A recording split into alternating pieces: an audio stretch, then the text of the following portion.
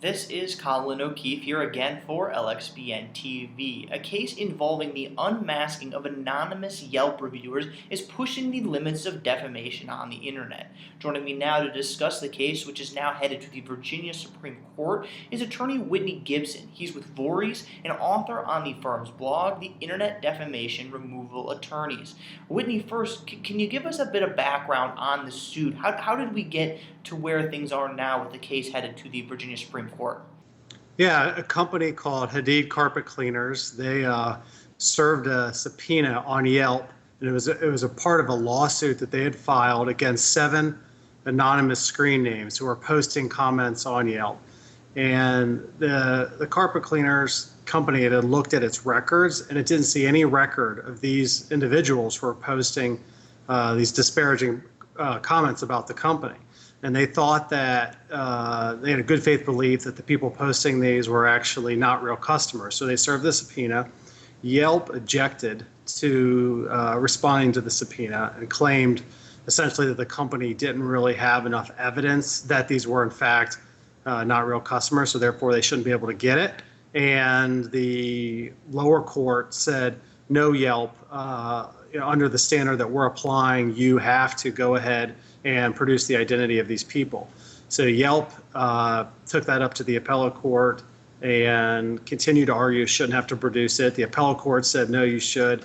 And now Yelp has made a request to the Virginia Supreme Court to try and get them to prevent the plaintiffs in this case from getting the identity of those people. I see. So second, what's this all going to come down to? What are your thoughts on the key issues in this case? And then second, do you have any guesses on which way it might go? Yeah, I think Yelp's main concern here is that the standard that the court is applying, I think they think it's too low.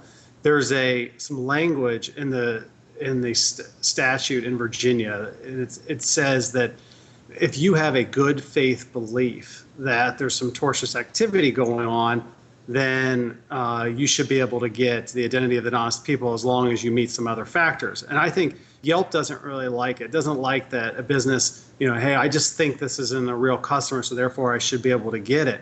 And I think they just think that's too low. They want the plaintiff to have to be able to come into court and have to be able to have hardcore evidence that these are in fact not real people.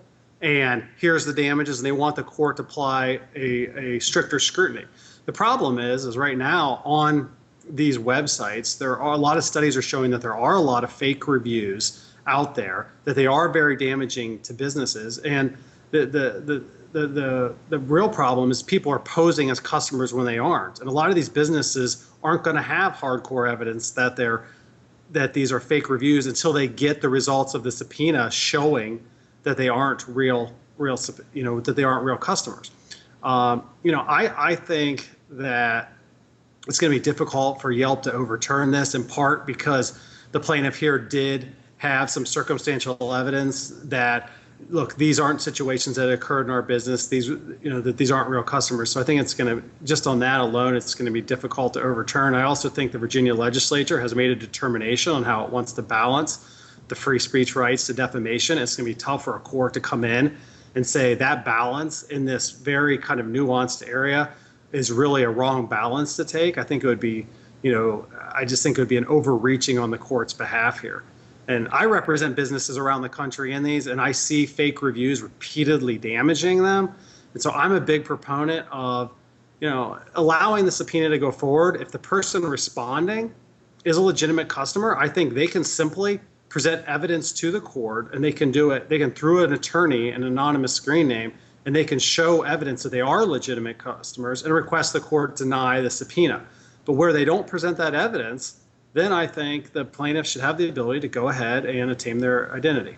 It's going to be an interesting one to watch because this is a very big issue for businesses, small businesses in particular, because there are these fake reviews out there, many negative ones, and of course, maybe some positive ones as well.